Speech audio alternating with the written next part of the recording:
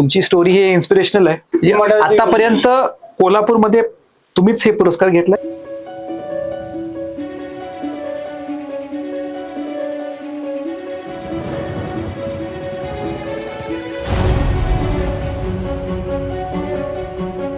Congratulation.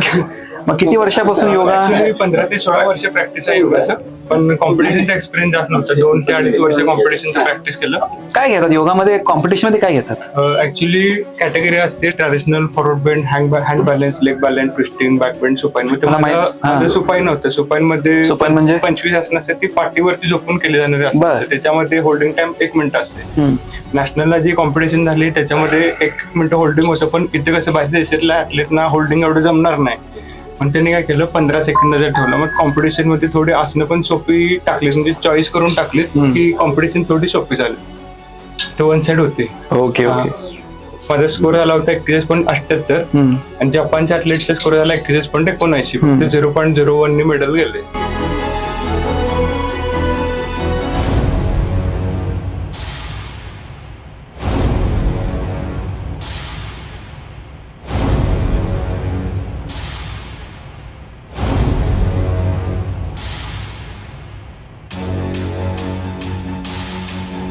मला पहिलं माहित नव्हतं की योगाची स्पर्धा असतात. हे मला त्याच्यामुळे कळलं. नॅशनलचं होतं. ही जरा कॉम्पिटिशन टफ राहिली पुढे. असे होल्डिंग असते 1 मिनिट त्याच्यामध्ये अशी वेगवेगळ्या प्रकारचे आसन करा. 2 नंबर असं स्वतःचं काय पेज आहे का? आहे, इन्स्टा आहे. तुम्ही त्यातून काय लोकांना कोचिंग करता का काय? ऍक्च्युली मी पर्सनल क्लासेस घेतो. घरी जाऊन घेतो. प्रतिभा नगरला वगैरे नाही, तुम्ही तुमचं इन्स्टा इफेक्टिव्हली वापरा.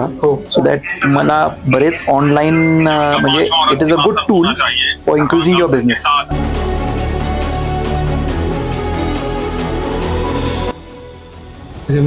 हँड बॅलन्सिंगचं आसन असते. बापरे, लेग ते बॅलन्स बघा ना, कुठं काय गेले काय कळतच नाही.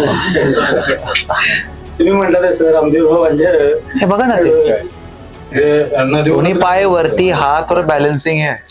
सेंटरनी दिलाय, आता स्टेट कडे मागायचं आहे. आणि सुनीता पवारांकडेच हे आहे. आणि मी देवेंजींना पण एक पत्र देतो की ह्याच्यावर तुम्ही प्लीज कन्सिडर करा. ठीक आहे. राजू विनंती असेल की ह्याला क्रीडा शिक्षक म्हणून कुठं आपण सुचवा ना मला, मी फोन करू शकतो. I will help. मारुतीचा नंबर घ्या आणि जेव्हा त्यांना काय काम असेल तेव्हा मी ऑफिसला जेव्हा असेल त्यांना लगेच वेळ द्या.